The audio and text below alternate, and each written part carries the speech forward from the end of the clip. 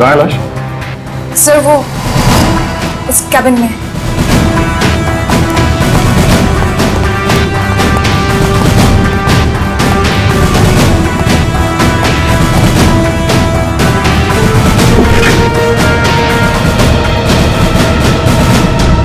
Sir, एक गोली लगी है सीने में। देखो जरा, शरीर से गोली बाहर निकलने का कोई निशान है क्या?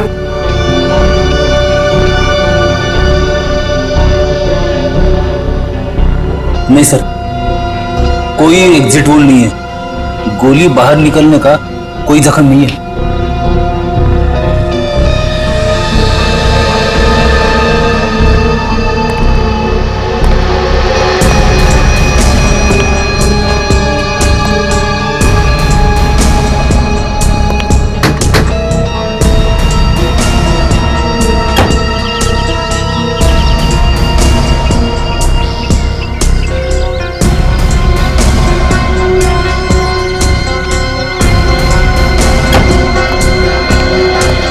पूरी सर। लाश किधर? सर अंदर आइए सर।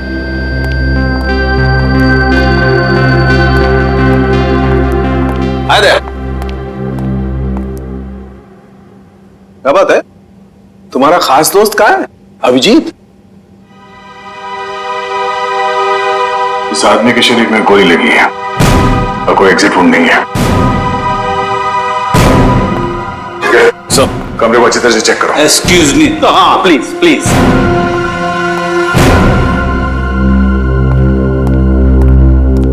ये तारिका क्या हुआ है? ये तो एकदम उखड़ गया था। कुछ गलत तो नहीं कह दिया मैंने?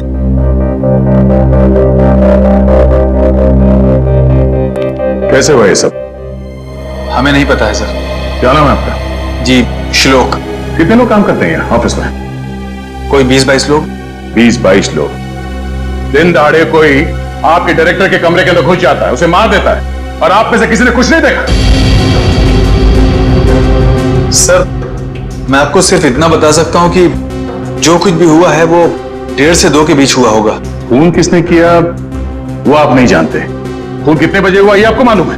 हाँ सर, क्योंकि सर के केबिन का दरवाजा 1:30 से 2 के बीच अपने आप लॉक हो जाता है।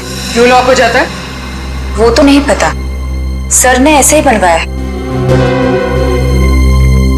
तो क्या करते क्या थे कैबिन में 1:30 से 2 के बीच? सर, हो सकता है कि वो अपने वाइफ से बात करता हो और नहीं चाहता हो कि कोई उसे डिस्टर्ब करे। नहीं सर, सर शादीशुदा नहीं थे। तो फिर करते क्या थे वो? हाँ? पूजा करते थे, खाना खाते थे, क्या करते थे? सर वो घर से खाना खा के आते थे। और ये कैबिन का दरवाजा हर रोज ऐसे ही बंद होता था? जी सर। जी सर। तो फिर आज उसी दौरान उनका खून हुआ, ये आप लोग कैसे कह सकते हैं? सर ये शालिनी है। सर इनको अंकुश सर से मिलना था। ये दौड़ते हुए उनके केबिन में गई, लेकिन अरे शालिनी, तुम भाग के कहाँ जा रही हो? सॉरी रचना, वो बॉस से कुछ अर्जेंट काम है मुझे। सर से मिलने जा रही हो? लेकिन अभी तो 1:30 बजने वाले हैं, केबिन बंद हो जाएगा उनका। पता है, इसलिए तो जल्दी जा रही हूँ। Excuse me.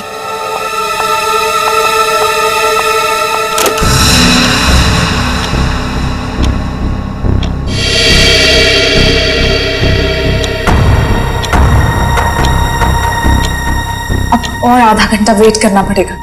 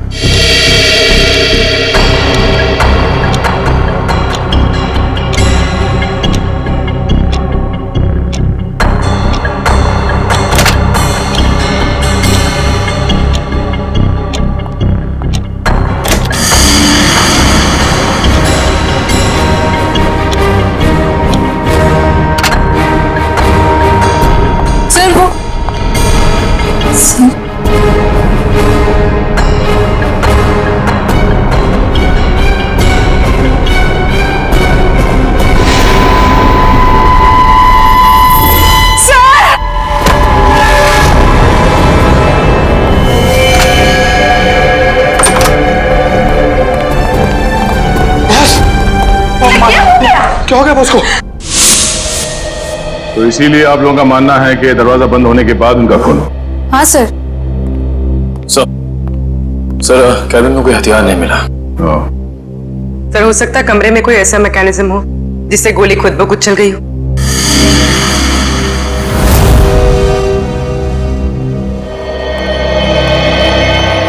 डॉक्टर साहब, ये खूनी कहां खड़ा होगा जब उसने गोली चलाई?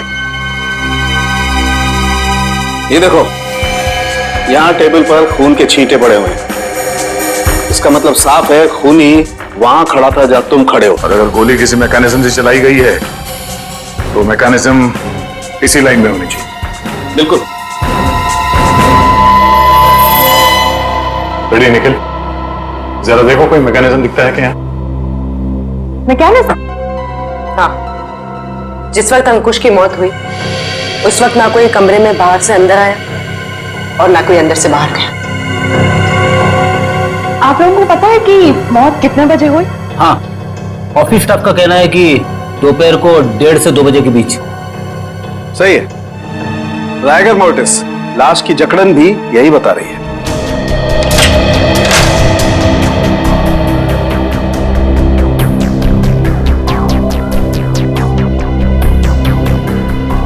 सर, यहाँ तो कोई मैकेनिज्म दिख नहीं रहा। सर यहाँ भी ऐसी कोई चीज दिखाई दे नहीं रही है।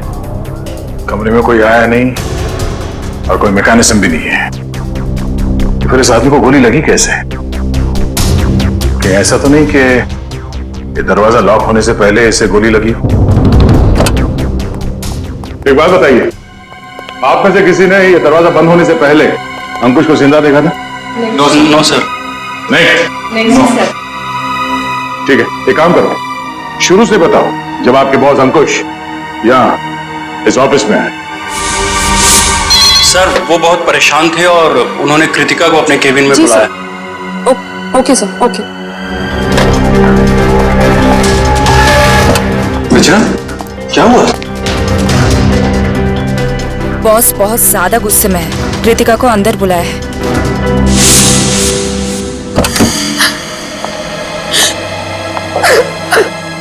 क्या हुआ कृतिका? रो क्यों रही हो? कुछ नहीं।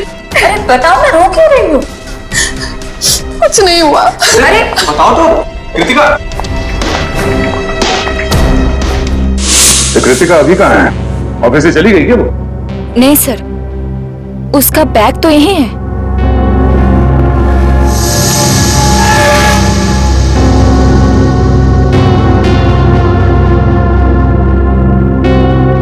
जब कृतिका कैबिन से बाहर निकली तब अंकुश जिंदा था। हाँ सर। उसके बाद कौन गया कैबिन के अंदर?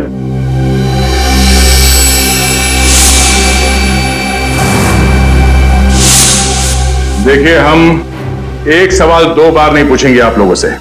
हम यहाँ ये पता करने की कोशिश कर रहे हैं कि आपके बॉस का खून किसने किया, और इसके लिए हमें आपके सहयोग की जरूरत है। और आपके ऐसे चुप रहने से कुछ हासिल नहीं होगा। इसलिए बताइए, कृतिका के बाहर आने के बाद अंकुश के कैबिन में कौन गया था? सर, त्र्यंबक, रचना और मैं। उस वक्त कितने बजे थे?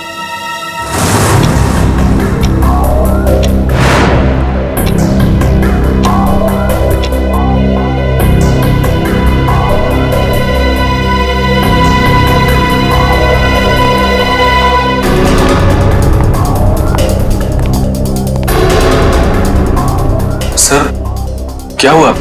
आपने हमें बुलाया? ये पूछो क्या नहीं हुआ है।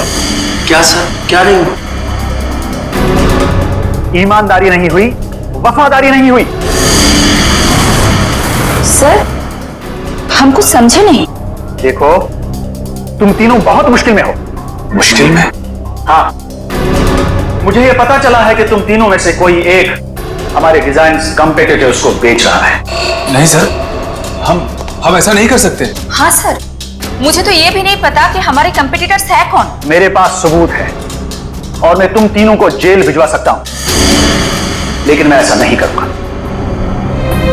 चुपचाप शाम के 5 बजे तक मुझे बता दो वो आदमी कौन है। हाँ, उसकी नौकरी तो नहीं रहेगी, लेकिन उसे मैं जेल जाने से जरूर बचा लूंगा। लेकिन सर हम लोग मेरे पास ज्यादा समय नहीं, जितना मैंने कहा है उतना करो। तो कोई कंपनी के सीक्रेट्स बेच रहा था? हाँ? सर अंकुश जरूर भड़का होगा इस धोखे से। कोई भी भड़केगा। बहुत तकलीफ होती है जब उसका कोई करीबी उसे धोखा देता है।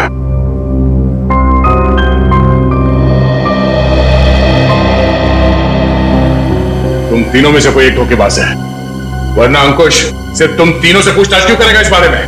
सर हम बेकसूर हैं। कोई हमें फंसाने की कोशिश कर रहा है। तुम लोगों ने ही मारा है अंकुश को और अब ये बेकसूर होने का नाटक कर रहे हो। नहीं सर, आप सच कह रहे हैं। अच्छा, वो तो हम पता लगा ही लेंगे कि क्या है सच और क्या है झूठ। तुम कितने बजे अंकुश के कैबिन से बाहर गए थे? सर यही कोई 1:15 हो रहा होगा। और वो जिंदा थे जब तुम बाहर आई? हाँ मैम। जी, तो उसके बाद कौन गया था केबिन में? सर मुझे पता नहीं है। मैंने किसी को जाते हुए नहीं देखा सर। मैंने भी किसी को अंदर जाते हुए नहीं देखा। सबका जवाब एक ही है। सर समझ में नहीं आ रहा है कौन सच बोल रहा है और कौन झूठ। सर ये खूनी जो कोई भी है, सर इन तीनों के बाहर आने के बाद दरवाजा लॉक होने से पहले अंकुश केबिन में घुसा होगा और अंकुश का खून करने के बाद शालिनी के आने से पहले निकल गया होगा। खूनी कौन हो सकता है? तो कमरे के अंदर घुसा और किसी ने उसे आते जाते नहीं देखा। अंकुश के कमरे से बाहर निकलने के बाद तुम तीनों कहाँ थे? सर हम कॉन्फ्रेंस रूम की तरफ चले गए थे ये झूठे लगे इल्जाम के बारे में बात करने के लिए, लेकिन थोड़ी देर के बाद जब हम बाहर लंच के लिए आए तो देखा शालिनी अंकुश जी के रूम की तरफ जा रही थी। 1:15 से लेके शालिनी के कमरे के बाहर आने तक किसी ने किसी को कमरे के अंदर जाते हुए देखा? सर हमने ध्यान नहीं दिया क्योंकि कृतिका ही ये सब देखती थी। ये कृतिका है कहाँ? पता नहीं सर, बहुत टाइम से आपने उसे देखा नहीं। तो उसे देखो, जब तक कृतिका नहीं मिल जाती कुछ पता नहीं चलेगा। आप लोग सीसीटीवी कैमरा की फुटेज क्यों नहीं देखते? उसमें पता चल जाएगा। तुम कौन हो? जी मैं सुमित, कृतिका का बॉयफ्रेंड। और ये सीसीटीवी कैमरा के बारे में क्या बता रहे हो? कृतिका ने मुझे बताया था कि बॉस ने स्टाफ पे नजर रखने के लिए उसके डेस्क पे एक सीक्रेट कैमरा लगा रखा था। कैमरा?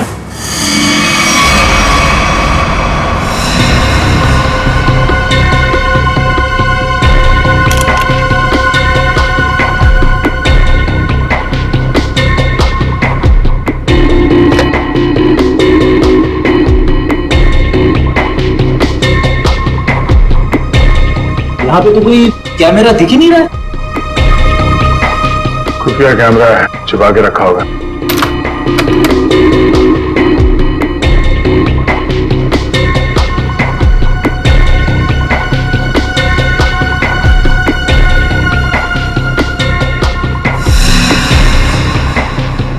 ये देखो, लाफिंग बुद्धा की आंखों में कैमरा। निखिल, पता करो उसका रिसीवर कहाँ है।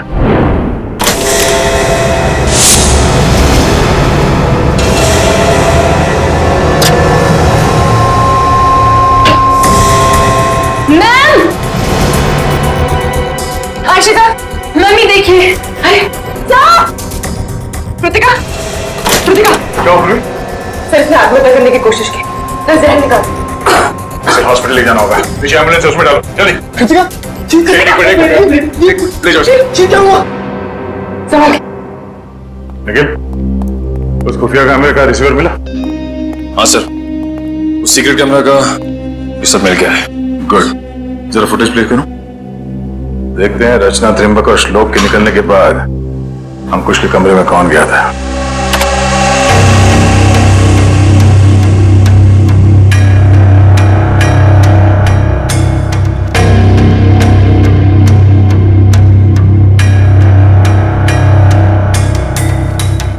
तुम तीनों ने कृतिका के बारे में जो कहा था वो तो सही निकला। अब आगे देखते हैं।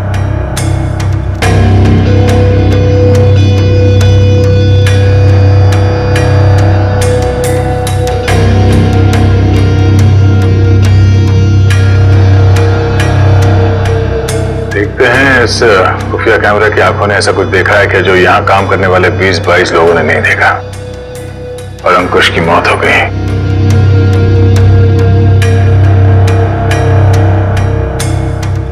एक मिनट रुको सर, ये आदमी कौन है? ठीक है, फोन करो सर। बस इसका चेहरा तो ठीक से दिख ही नहीं रहा है। ये आदमी कैबिन के अंदर गया एक 20 को, बाहर निकला एक 25 को, और बड़ी हड़बड़ाहट में निकला है बाहर। निकले, काम करो, ऑफिस स्टाफ मेंबर्स को बुलाओ, और हाँ, उस वॉचमैन को भी लेके आओ अंदर।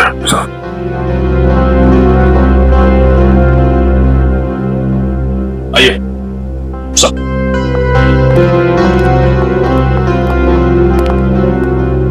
देखिए, इस आदमी को पहचानते हैं आप? नहीं सर, हमने इन्हें कभी ऑफिस में नहीं देखा। तुम? नहीं सर, इससे पहले मैंने कभी इसे देखा नहीं। श्लोक? नहीं सर, मैंने भी इसे नहीं देखा। वॉचमैन, तुम तो एंट्रेंस में थे, तुमने तो देखा होगा साथ ही जाते। हाँ, पहचानते हो कौन है? नहीं सर, मैंने इसे कभी नहीं देखा। अरे तो फिर ये अंदर आया कैसे? उड़ के आया क्या? मेरा एक फोन आया था, मैं 5 मिनट के लिए थोड़ी दूर चला गया था, शायद ये तब आया होगा। अच्छा, निखिल, एंट्रेंस में जो कैमरा है उसका फुटेज चेक करो।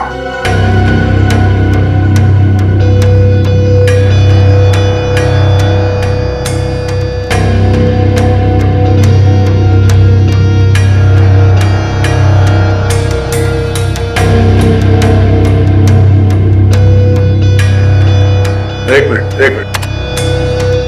इसे हमको फ्रीज करो। ये सुमित? कृतिका, तुम्हें कुछ नहीं होगा, जल्दी चलो। आई, तुम ठीक हो जाओगे। संभल के।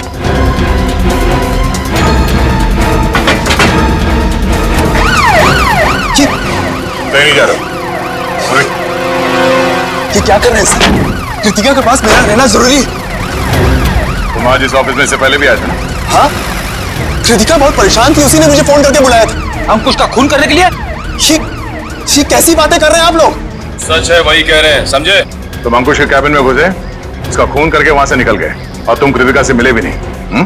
सर, ऐसा कुछ भी नहीं है, मेरी बात समझने की कोशिश कीजिए। आप लोग जैसा समझ रहे हैं ऐसा कुछ भी नहीं, मैंने किसी का खून नहीं किया है। चल अंदर चल, तेरी राम कहानी हम लोग वहीं सुनेंगे। निकल। सर, मैं सच कह रहा हूँ, मैंने खून नहीं किया है। तुम्हारे गिड़गिड़ाने का कोई फायदा नहीं है, हम जानते हैं कि अंकुश का खून तुम नहीं किया है। काश सर, अगर मैंने उसका खून किया होता तो मुझे अपना गुनाह कबूल करने में खुशी होती। मैं उसे मारना चाहता था, लेकिन मार नहीं पाया। तुम अंकुश को क्यों मारना चाहते थे? क्योंकि वो कृतिका को परेशान कर रहा था, उससे शादी करना चाहता था। कहता था कि अगर शादी नहीं करोगी तो उसे नौकरी से निकाल देगा। बार बार अपने एमडी होने की धमकी देता था। क्या करती बेचारी कृतिका, उसके ऊपर उसके बूढ़े माँ बाप की जिम्मेदारी थी। इसलिए तुमने बदला ले लिया अंकुश का खून करके? हाँ? नहीं सर, तब मुझे कृतिका ने बुलाया था, वो बहुत रो रही थी। अंकुश ने फिर से उसे धमकी दी थी, पर जब मैं ऑफिस पहुंचा तो मुझे वो नहीं दिखी। तब मैं जाकर अंकुश को धमकाया और वहां से बाहर चला गया।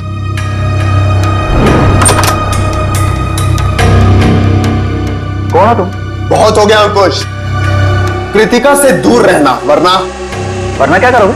जान से मार दूंगा तुझे।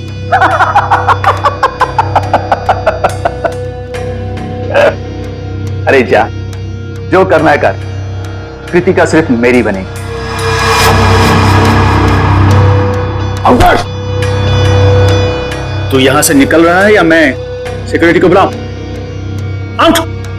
अभी तो जा रहा हूं, लेकिन बहुत जल्द लौटूंगा, और तब तुझे मुझसे बचाने के लिए कोई नहीं रहेगा, कोई नहीं रहेगा।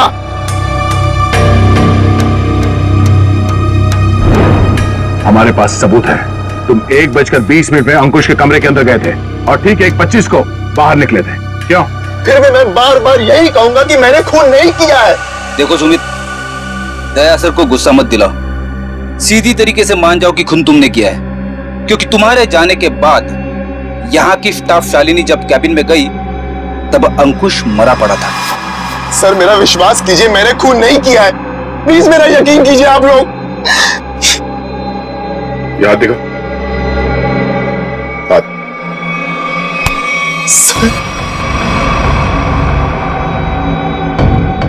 गन पाउडर की स्मेल। तस्वीर देना। एक मिनट।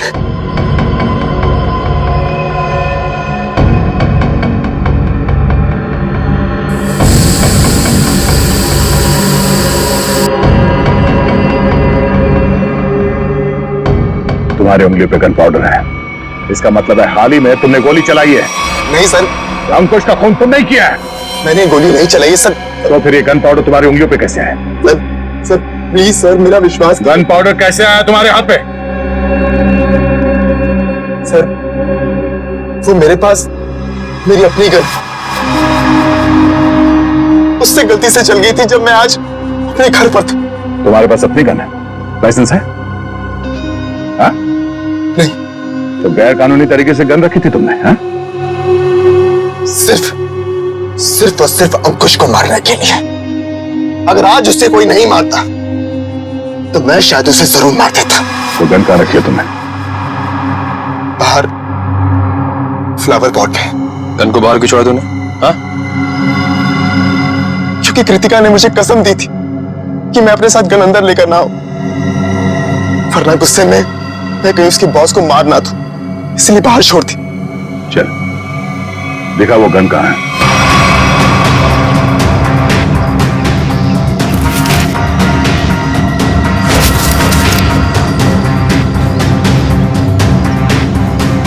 ये तुम्हारी गन? हाँ सर।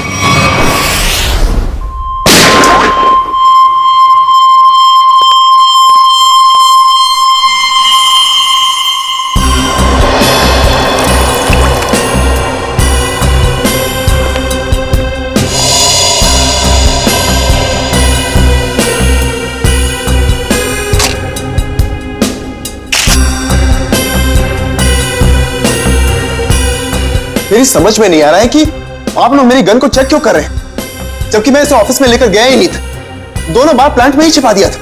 तुम कितना सच बोल रहे हो कितना झूठ अभी पता चल जाएगा। भैया तो मैच होती है। ये गोली और अंकुश के शरीर में जो गोली मिली है वो गोली, दोनों मैच होती है। इसका मतलब साफ है अंकुश को इसी गन से गोली मारी गई है। अब बोलो, तो तुमने दोनों बार ये गन ऑफिस के बाहर वाले गमले में छुपा दी थी?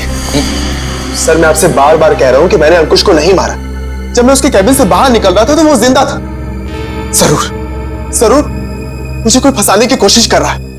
तो मतलब तुम्हारी गन अपने आप गमले से बाहर आई, अंकुश जी को गोली मारी और फिर आके गमले में छुप गई। और ये कहानी है सर? अरे मैं कोई कहानी नहीं बना रहा हूं, मेरा विश्वास कीजिए। एक सेकंड, कॉल। क्या? हाँ मुझे याद आ गया। जैसे ही मैं अंकुश के कैबिन से बाहर निकल रहा था उसके मोबाइल पर एक कॉल आया था। और उसने वो कॉल रिसीव किया था? हाँ।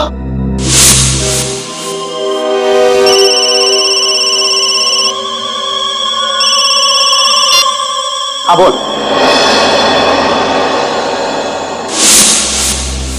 पंकज, अंकुश का मोबाइल चेक करो। सर, अगर अंकुश ने ये कॉल रिसीव किया है तो शायद वो तुम्हारे निर्दोष होने का सबूत हो।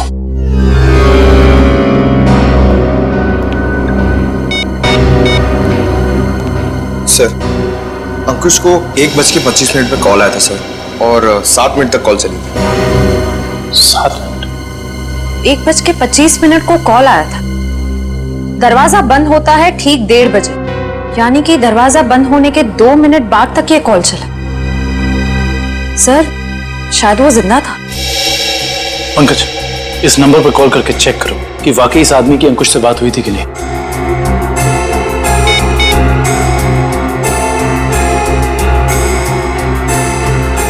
अंकुश नहीं, मैं सीआईडी ऑफिसर पंकज बोल रहा हूँ। अच्छा एक बात बताइए, आपने आज अंकुश को फोन कॉल किया था? आपकी बात हुई थी उससे? अच्छा, लगभग कितने मिनट तक बात हुई थी?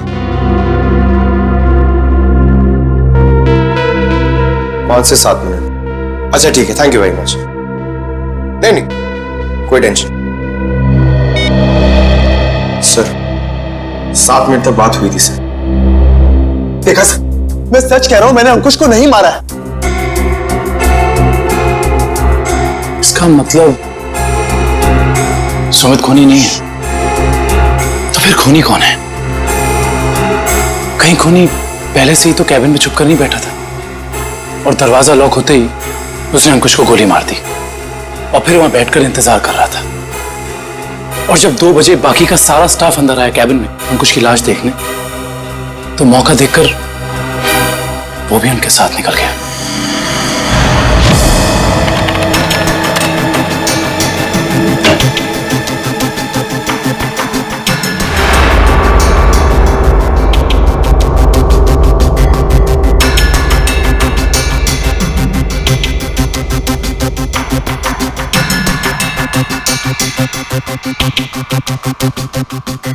ये देखिए सर, शालिनी के चीखने के बाद जो 6 लोग कैबिन के अंदर आए थे, वही 6 लोग कैबिन से बाहर गए। इसका मतलब है कैबिन के अंदर कोई छुपा हुआ नहीं था। कैबिन के अंदर कोई छुपा हुआ नहीं था। इस दरवाजे से कोई अंदर नहीं आया और अंकुश इस कमरे में अकेला था जब ये दरवाजा बंद हुआ। तो इस कमरे के अंदर आने का इस दरवाजे के अलावा सिर्फ एक ही रास्ता है, वो है ये खिड़की।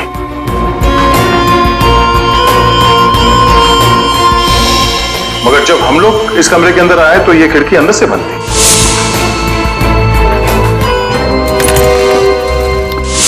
तो अगर हम ये मान के चले कि कोई इस खिड़की के जरिए अंदर आया है, तो नीचे से ऊपर आना तो बहुत मुश्किल है और किसी ने तो देखा ही होगा उसे ऊपर आते हुए। दूसरा रास्ता बचता है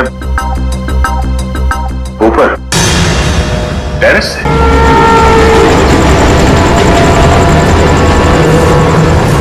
जरा देखो आसपास, अगर वो खूनी अंकुश के कैबिन में यहाँ टेरेस से गया तो उसने रस्सी या हार्नेस का इस्तेमाल किया होगा, और अगर ऐसा है तो यहाँ लेज पे कोई ना कोई निशान जरूर होना चाहिए। तो चेक करो।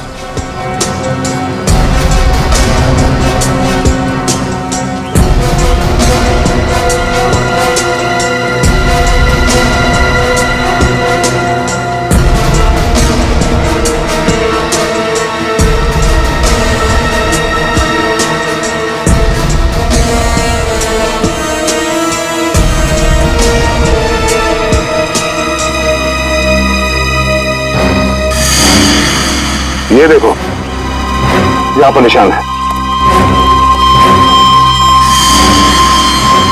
ये निशान, उसने रस्सी को यहां से बांधा और यहां से नीचे उतरा।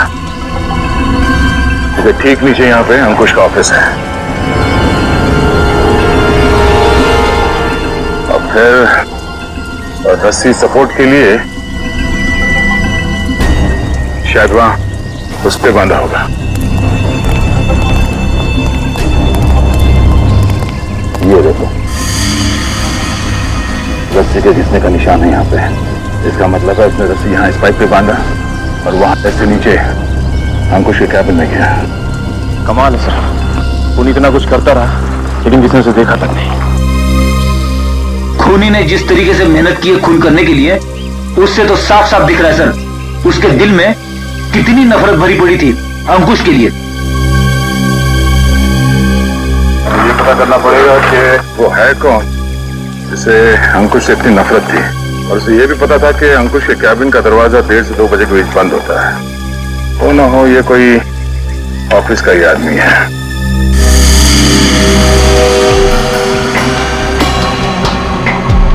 खूनी टेरेस से रस्सी के सहारे नीचे उतरा और फिर खिड़की के रास्ते कैबिन में आया। लेकिन आपने तो चेक किया था, खिड़की अंदर से बंद थी, जिसका बाहर से खुलना नामुमकिन था।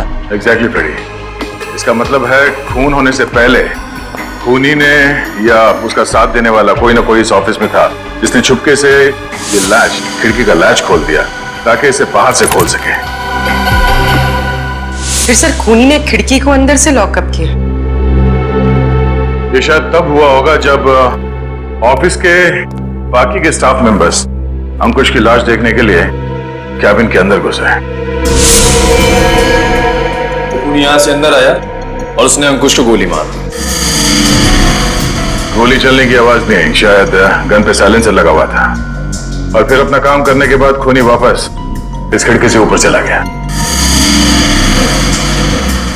मगर खूनी ने एक गलती कर दी। वो क्या सर? लैच। जब उसने खिड़की खोलने के लिए ये लैच ऐसे खोला होगा, जाहिर सी बात है उसने ग्लव्स पहनने की तकलीफ नहीं की होगी। इसका मतलब खूनी के उंगलियों के निशान उस लैच पे है। हाँ फ्रेडी, और अब ये उंगलियों के निशान ही हमें खूनी के गर्दन तक ले जाएंगे।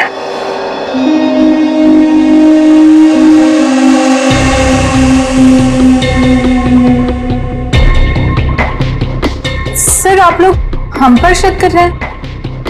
हाँ, क्योंकि खूनी आप लोगों में से कोई है। ये क्या कह रहे हैं आप सर? सही कह रहे हैं। थोड़ा इंतजार करो। उस खिड़की के लैच पे जो उंगलियों के निशान मिले हैं, अगर वो आप में से किसी के फिंगरप्रिंट्स के साथ मैच होते हैं तो पता चल जाएगा कि अंकुश का खूनी कौन है।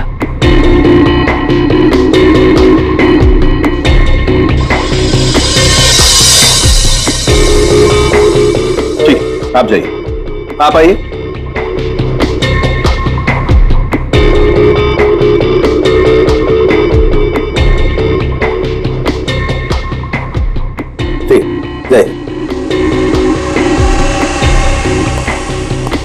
दया, इन सब लोगों के फिंगरप्रिंट्स तो ले लिए, अब जरा इन्हें मैच करके देखते हैं। ठीक है सर। हाँ?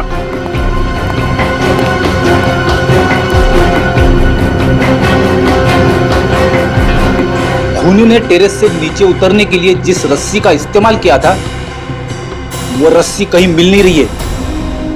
अच्छा, रेडी? वो रस्सी यहाँ ऑफिस में होनी चाहिए। ढूंढो, देखो कहाँ है वो रस्सी। सबसे बड़ा सबूत है, इस फिंगरप्रिंट से भी ज्यादा बड़ा। अगर वो रस्सी मिल गई तो समझ लो खूनी अपने आप अपने हाथ आ जाएगा।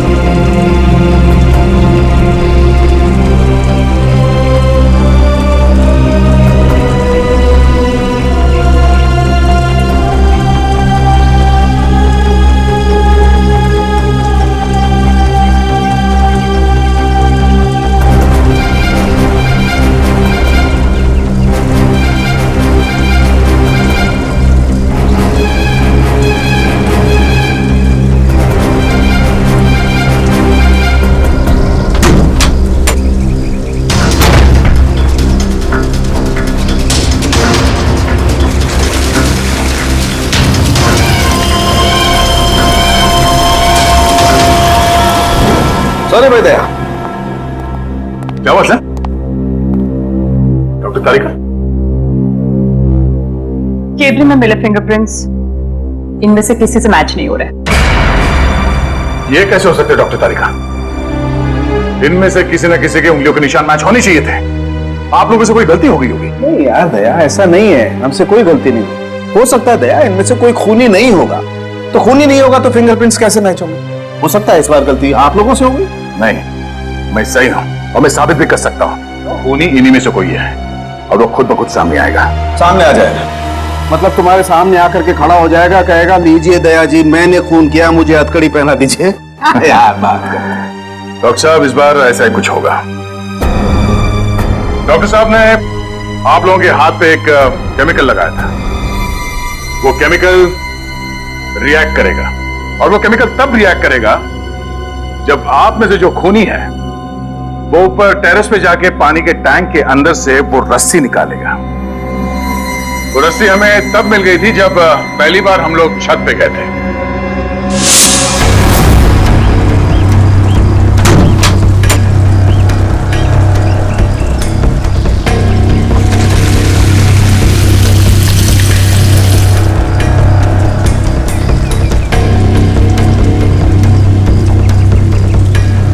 पूरी तैयारी के साथ आया था।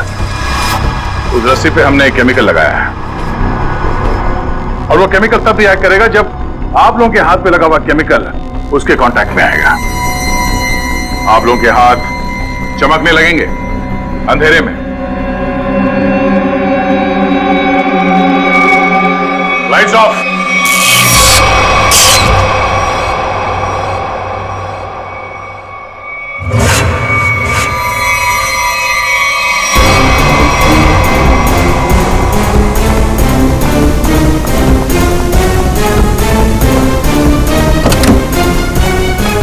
बस बहुत भाग लिया, अब और नहीं।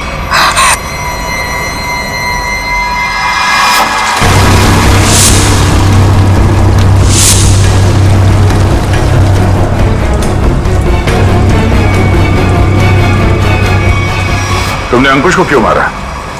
तुम्ही कंपनी के सीक्रेट्स बेच रही थी ना? और जब अंकुश तुम तीनों से पूछताछ कर रहा था, तुम जानती थी कि तुम्हें उससे छुटकारा पाना है। हाँ, मैं बहुत पहले से ही जानती थी कि मैं पकड़ी जा सकती, इसलिए मैंने प्लान बना के रखा था कि जब भी मौका मिलेगा मैं अंकुश को मार दूंगी। तो तुमने अपने प्लान में सुमित को कैसे फंसाया और क्यों फंसाया? उसने क्या बिगाड़ा था तुम्हारा? मेरी सबसे अच्छी सहेली को उससे दूर कर दिया था। मैं और कृतिका अच्छे दोस्त हुआ करते थे, लेकिन जब से सुमित उसकी जिंदगी में आया था तब से कृतिका उसकी बातें करती रहती थी। सुमित ऐसा है, सुमित वैसा है, सुमित ने ये किया, सुमित ने वो किया, सुमित सुमित सुमित। इस सुमित से मुझे नफरत होने लगी थी। दिन रात उसके साथ फोन पे लगी रहती थी। इस सुमित के चक्कर में वो मुझे भूल गई थी। और आज सर के केबिन से निकलने के बाद कृतिका ने जब सुमित को फोन करके बताया कि गन को कहीं छिपा देना, मैं अपनी सहेली को मैं वापस पाना चाहती थी और यही सही मौका था सुमित को फंसाने का। इसलिए तुमने अंकुश को मारने के बाद अपनी गन सुमित के गन के साथ बदल दी और अंकुश के शरीर पे जो गोली मिली वो उस गन के साथ मैच हो गई, जिसकी वजह से सुमित फंस गया।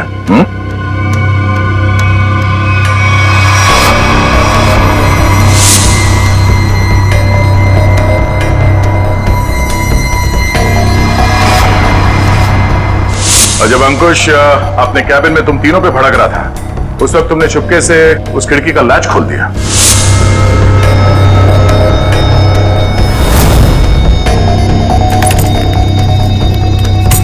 तुमने मौका पाके विंडो का लैच तब लॉक किया जब सब अंकुश की डेड बॉडी देख रहे थे, है ना?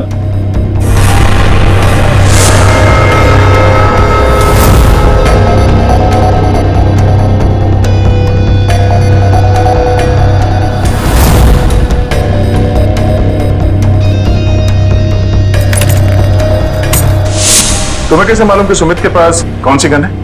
कृतिका ने मुझे एक बार बताया था कि सुमित ने एक नई गन खरीदी है।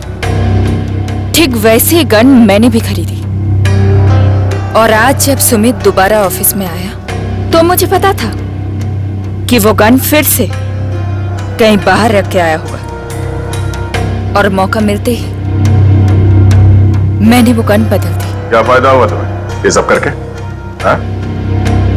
तुमने एक दोस्त खो दिया, साथ में अपनी आजादी भी। पूर्वी, ले जाओ इसे। Sir, sir.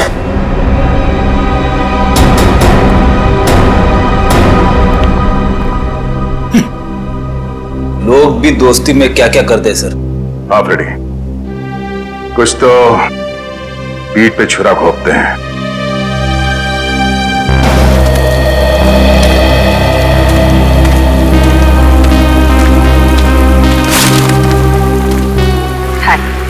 हाय। झूठ बोला तुमने दया से?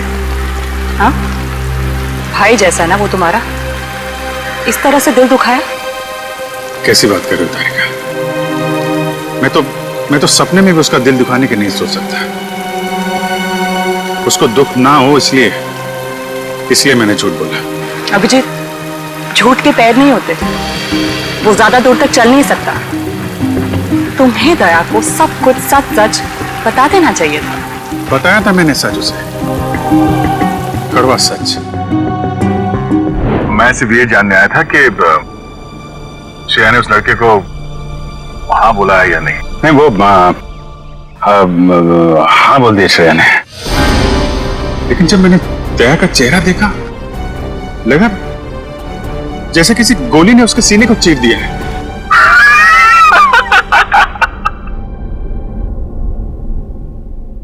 अरे यार, क्या लड़का आया नहीं, तबीयत खराब हो गई उसकी।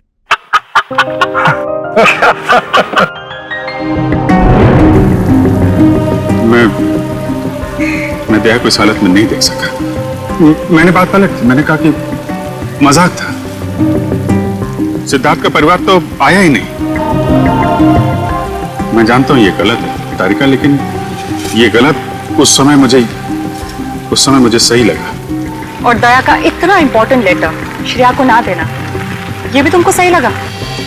क्या लगता है तुम्हें कि मैं जानबूझ के ये सब कर रहा हूं? मैं नहीं चाहता दया और श्रेया एक हो। दुनिया मुझे कुछ भी कहे, मुझे कोई फर्क नहीं पड़ता, लेकिन तारिका तुम मुझे गलत समझ रही हो। बहुत दुख हुआ मुझे, बहुत दुख हुआ। गया था मैं श्रेया के घर वो लेटर लेके। नमस्ते अभिजीत, तुम आओ अंदर आओ। श्रेया से थोड़ा काम था, वो है क्या? हाँ है, बैठो, मैं उसे बुलाती हूँ। बैठ जाओ।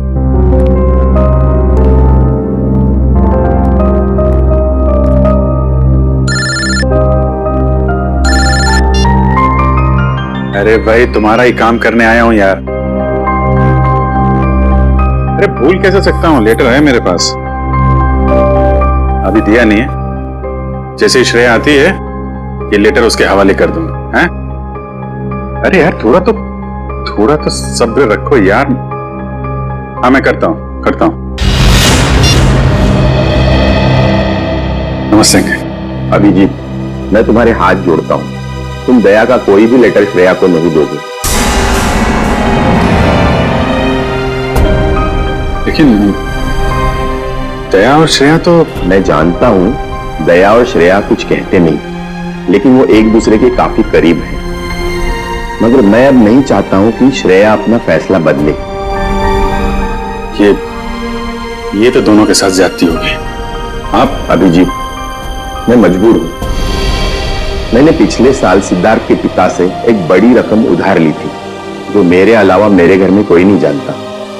और अगर श्रेया ने इस शादी से इनकार किया तो वो लोग सारे पैसे वापस मांग सकते हैं, जो मैं अभी देने की स्थिति में नहीं हूं। लेकिन अंकल, ये तो श्रेया की जिंदगी का सवाल है। तो मैं क्या करूं? इतने पैसे कहां से लाऊं? श्रेया की मां को हार्ट प्रॉब्लम है। तुम लोगों की जरा सी गलती हमें प्रॉब्लम में डाल सकती है। देखिए, अगर सिर्फ पैसे की बात है तो हम लोग मिलकर कोशिश कर सकते हैं। पैसा तो... नहीं, वो बात नहीं है। पैसे का इंतजाम हो चुका है, बस 1-1.5 महीने की बात। एक बार मैं उनके सारे पैसे लौटा दूं, उसके बाद तुम ये लेटर श्रेया को दे देना।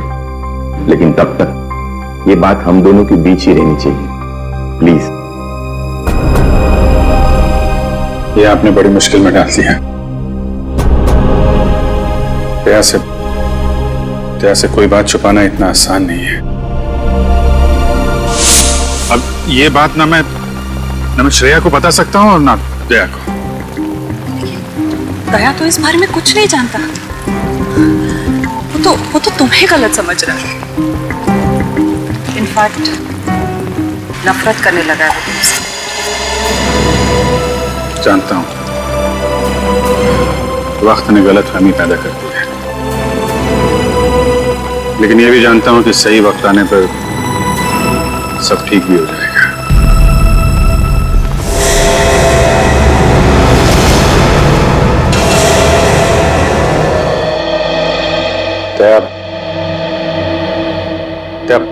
बात तो सुनो मेरी तुम। क्यों? अब भी कुछ बचा है कहने के लिए? मैं जानता हूं तुम मुझसे नाराज हो क्योंकि मैंने तुमसे झूठ बोला है,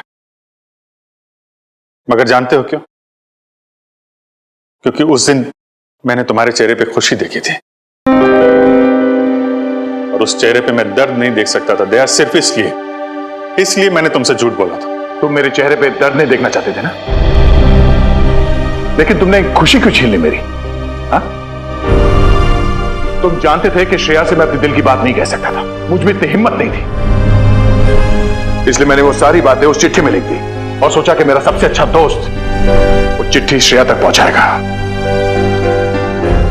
मगर इतना सब कुछ हुआ, तुमने वो चिट्ठी उसे नहीं दी। क्यों? तुमने ऐसा क्यों किया मेरे साथ? एक्चुअली नहीं, शायद अभिजीत तुम्हारे पास इस बात का जवाब नहीं है। मेरे जवाब की बात नहीं है दया, किसी और का जवाब है जो मैं नहीं दे सकता। किसका जवाब है? मैं नहीं बता सकता दया। अभिजीत, पहेलियों में बातें मत करो, तुम दोस्त हो ना, खुल के बात करो, खुल के बात करो। यार वो बात नहीं है, दोस्ती के लिए तो मैं अपनी जान भी दे सकता हूं। हाँ, झूठ भी बोल सकते हो। क्यों? हाँ, मैंने तुमसे झूठ बोला है, लेकिन तुम्हारे लिए झूठ बोला, तुम्हें तकलीफ ना हो इसलिए झूठ बोला। तो मुझे तकलीफ नहीं हुई? हाँ? मैं खुश हूं, मगर सिर्फ और सिर्फ तुम्हारे वजह से मैं इस तरह से खुश हूं, तुम्हारे वजह से।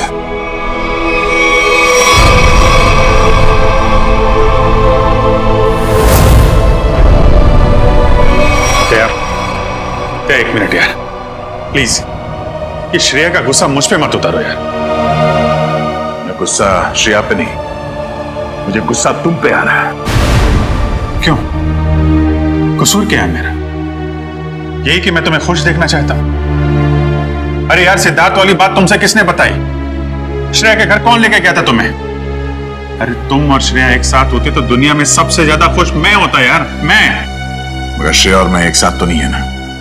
हाँ? और मैं खुश भी नहीं हूं यार। अब इन बातों में कुछ रखा नहीं है, भूल जाओ। ठीक है,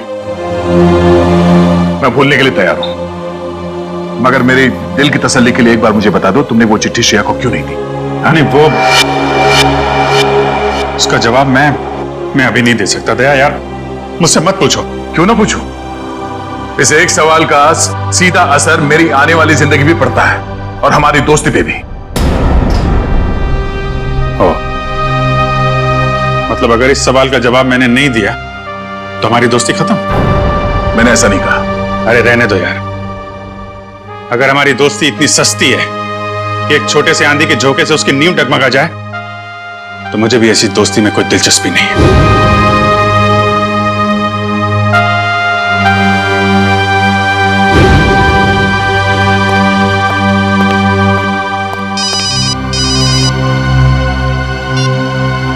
हेलो,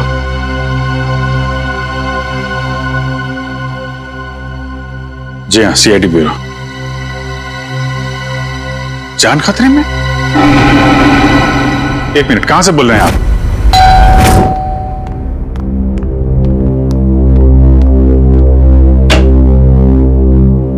सीआईडी? जी हाँ। क्या हुआ आपकी पत्नी के साथ? सर आप बैठिए, मैं सब बताता हूँ। तुम तो कह रहे थे कि तुम्हारी पत्नी मुसीबत में। ये गलत कह रहे हैं। मैं बिल्कुल ठीक ठाक हूँ सर। तुम्हारी हिम्मत कैसे हुई मेरी पत्नी के कपड़े पहनने की? पता नहीं सर इनको क्या हो गया है, बिल्कुल बहकी बहकी सी बातें कर रहे हैं। मिस्टर राहुल, क्या मजाक है ये? अगर आपकी पत्नी ठीक ठाक है तो सीआईडी का वक्त बर्बाद करने से क्या फायदा? सर मैं सीआईडी का वक्त बर्बाद नहीं कर रहा हूँ सर। नम्रता सच में बहुत बड़ी मुसीबत में है। दरअसल कुछ घंटे पहले लगता है आ गई।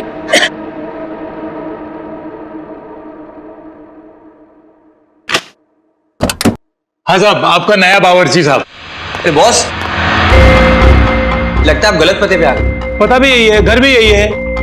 नम्रता मैम साहब ने मुझे काम पे रखा है खाना बनाने के लिए साहब। कमाल है, नम्रता ने मुझे बताया नहीं कि वो एक नया बावर्ची रख रही है।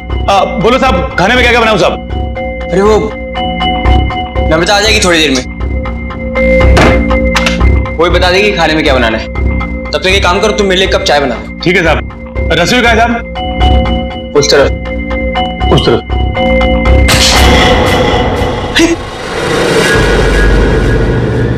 ये चाकू?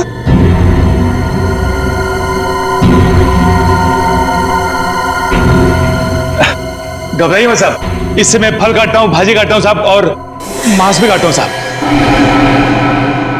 ठीक ठीक, तुम जाओ चाय बना। हाँ जाता हूँ साहब, चाय बनाता हूँ साहब। कैसे आदमी को काम पे रख दिया नम्रता ने?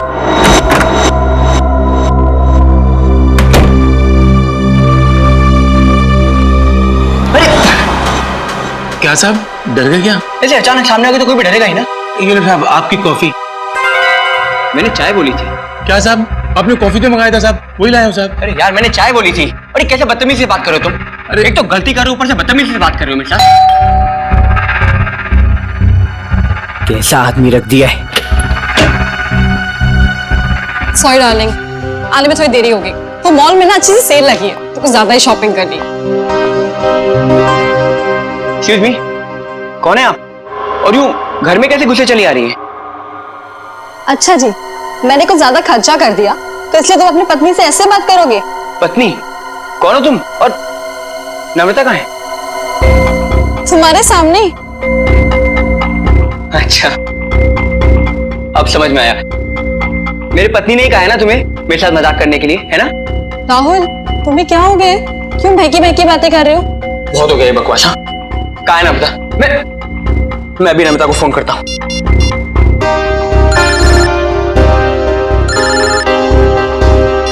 हेलो, कैसे हो? अब यकीन हो गया? बहुत हो गया बकवास, बहुत हो गया मजाक। कहाँ है नम्रता? बताओ मुझे, नम्रता कहाँ है? कहाँ है नम्रता? क्या किया नम्रता के साथ? राहुल, तुम ठीक तो हो? बुखार उखार तो नहीं है? छुओ मत मुझे, हाथ मत लगाना मुझे। तुम्हें नम्रता ने काम पे रखा था ना? हाँ साहब। कब रखा था? कल। यहाँ और बताओ, क्या यही नम्रता है? हाँ साहब, यही तो है नम्रता मैम साहब। देखो यार, वो कुछ छोटी मोटी चाय कॉफी के बहस करे, तुम झूठ मत बोलो। कौन है ये? नहीं साहब, मैं सच बोल रहा हूँ, यही है नम्रता मैम साहब। सुनो बलराम, तुम ना खाने में मिर्ची थोड़ी कम डालना, साहब को तीखा पसंद नहीं है। ठीक है मैम साहब। क्या हो रहा है यार, ये कुछ तो करना पड़ेगा। क्या करूं? सीआईडी को फोन करता हूँ। सर, तो बहुत अच्छा होगा कि फ्रेडी सर साथ में नहीं है, वरना असली और नकली पत्नी के चक्कर में वो खुद चक्कर खा जाते। ये लीजिए साहब, आप सब लोग के लिए पानी। देखिए सर, देखिए कैसे ये दोनों भैरू पे मेरे घर में घुस आए हैं। न जाने इन्होंने मेरे पति नम्रता के साथ क्या किया होगा। राहुल, मैं ही तुम्हारी नम्रता हूँ। सर आप बेकार की कहानियों में अपना वक्त बर्बाद कर रहे हैं। मैं कल ही इनको एक अच्छे से डॉक्टर के पास लेके जाऊंगी। माफ कीजिएगा सर, जो परेशानी आपको हमारी वजह से हुई। कोई बात नहीं, अब हम लोग यहाँ आ गए हैं तो सारा मामला समझ के ही जाएंगे। मिस्टर राहुल, आपके पास क्या सबूत है कि ये आपकी पत्नी नम्रता नहीं है? सबूत? हाँ है ना सर, मेरी पत्नी की तस्वीरें मेरे फोन में। क्या वो मिस्टर राहुल? ये कैसे हो सकता है? इसमें मेरे और मेरी पत्नी की लगभग 100 तस्वीरें थी, अब एक भी नहीं है। याद आया सर, जब मैं नहाने गया था ना तो मैंने ये फोन इस टेबल पर रखा था, जरूर इसी ने वो फोटो डिलीट किए सर इसने। मैं कह रहा हूँ। क्या बात कर रहे हैं साहब? मैं इतना महंगा फोन कभी इस्तेमाल ही नहीं किया साहब। फोटो कैसे निकालेगा साहब? सर ये झूठ बोल रहा है सर। सर इसी ने फोटो डिलीट की है। एक मिनट, अगर मोबाइल में फोटो नहीं है तो फिर शादी की तस्वीरें तो होगी ना आपके शादी के एल्बम में? है ना सर, पूरा एल्बम है, मैं अभी लेकर आता हूँ।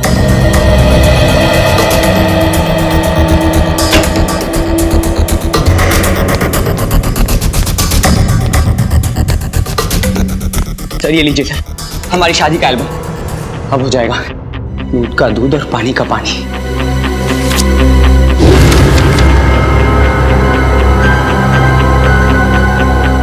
आपका कहना है कि ये आपकी बीवी नम्रता नहीं है? जी सर, ये मेरी पत्नी नहीं है। मेरे ख्याल से आप भी ये एल्बम देख लें तो अच्छा रहेगा।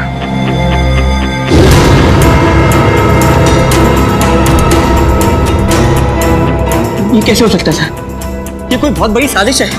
ये कोई साजिश है मेरे खिलाफ। जरूर इसमें मेरी पत्नी भी शामिल है। उसी ने भेजा होगा इन दोनों को। मिस्टर राहुल, कभी आप कहते हैं कि आपकी पत्नी खतरे में है, कभी आप कहते हैं कि वो आपके खिलाफ साजिश रच रही है। कहना क्या चाहते हैं आप? सर मुझे कोई खतरा नहीं है और ये कोई साजिश नहीं है। मैंने आपसे कहा ना इनकी तबीयत खराब है। तुम चुप रहो, मुंह बंद रखो अपना। एक मिनट, आप नम्रता हैं, आपके पास कोई आईडी वगैरह है? जी हाँ सर, पासपोर्ट है, पैन कार्ड है। आपको जो चाहिए मैं दिखा सकती हूँ। प्लीज। एक मिनट।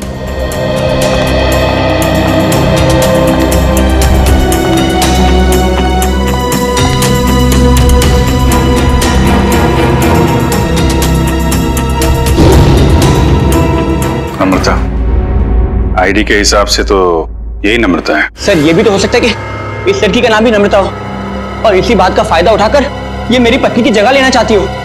सर नाम एक हो सकता है लेकिन जन्मदिन 19 अगस्त 1986। जन्मदिन का भी एक होना ये बहुत ही बड़ा सहयोग है। क्यों राहुल?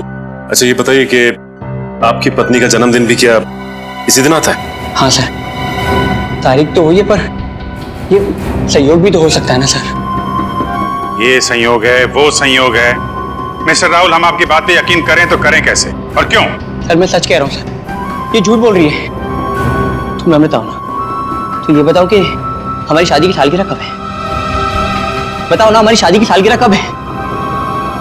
देखा सर, ये नहीं जानती है, ये झूठ बोल रही है। बताओ ना, हमारी शादी की सालगिरह कब है? 14 फरवरी। सर राहुल मुझसे बहुत प्यार करते हैं। वैलेंटाइंस डे पे गोवा में हमने शादी की थी। सर ये पूरी तैयारी कर कर आई है। इसने मेरे पत्नी से सब पहले ही पूछ लिया होगा। कोई और सवाल पूछ के देखो। हाँ, ये बताओ कि तुमने चॉकलेट कहाँ छिपाई? चॉकलेट? ये चॉकलेट का क्या चक्कर है? सर मुझे डायबिटीज है पर फिर भी मुझे चॉकलेट खाना पसंद है। इससे नम्रता अक्सर मेरी लाई हुई चॉकलेट छिपा देती है, जो बात इसे नहीं पता। अगर तुम नम्रता हो तो बताओ कि तुमने चॉकलेट कहाँ छिपाई है? बताओ, तुमने चॉकलेट कहाँ छिपाई?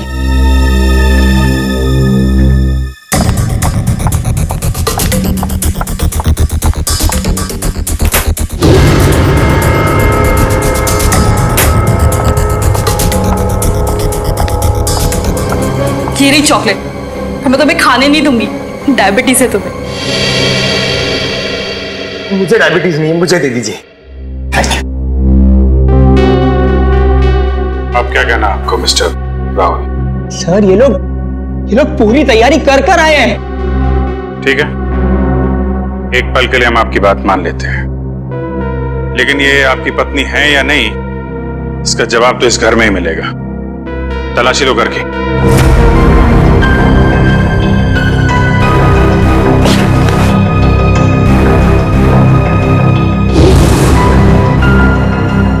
एक काम कीजिए, आप लोग अपने माता पिता को यहाँ बुलाइए, अभी पता चल जाएगा। सर मेरे माँ बाप तो दुनिया में नहीं रहे। सर मेरे भी नहीं है।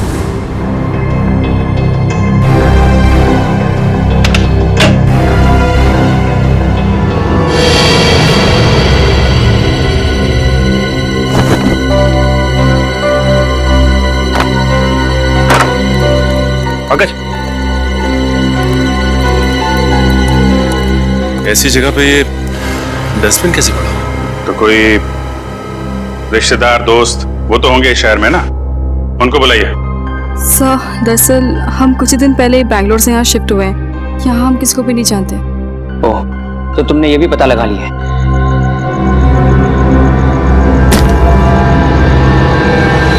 सर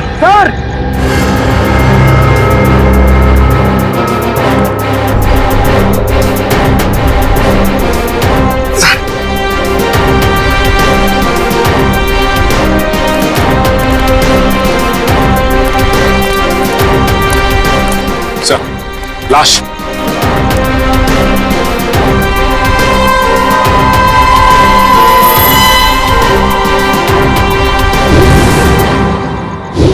सर ये लाश मेरे घर में? ये कौन सा खेल खेल रहे हो तुम राहुल? पहले पति पत्नी का झगड़ा सुलझाने के लिए यहाँ बुलाया, फिर तुम्हारे घर से एक लाश निकली है। किसकी लाश है ये?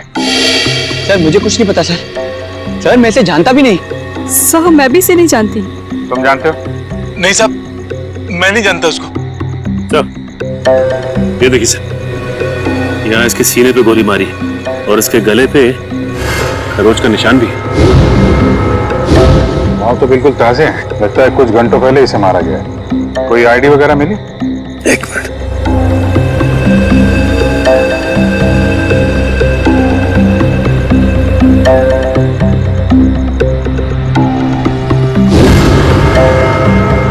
सर इसका नाम पुलकित रॉबिन है।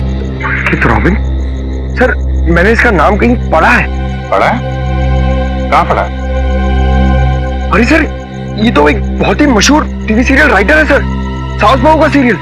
मैं देखता हूँ सर। एक टीवी सीरियल राइटर की लाश मेरे घर में?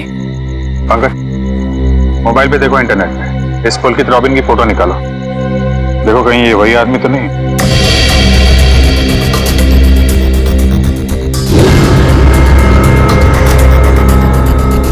तो वही है सर, ये मर गया।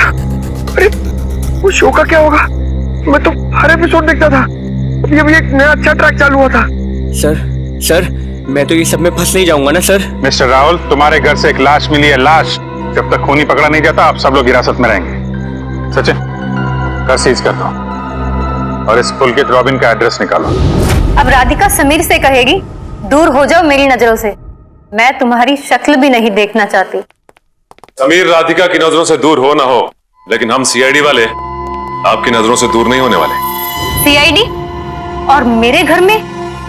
जी वैसे आप राइटर्स लोगों का काम बहुत मुश्किल होता है ना, इतना पेचीदा ताना बाना बनना पड़ता है, कभी कहानी का, कभी किरदारों का और कई बार खून का।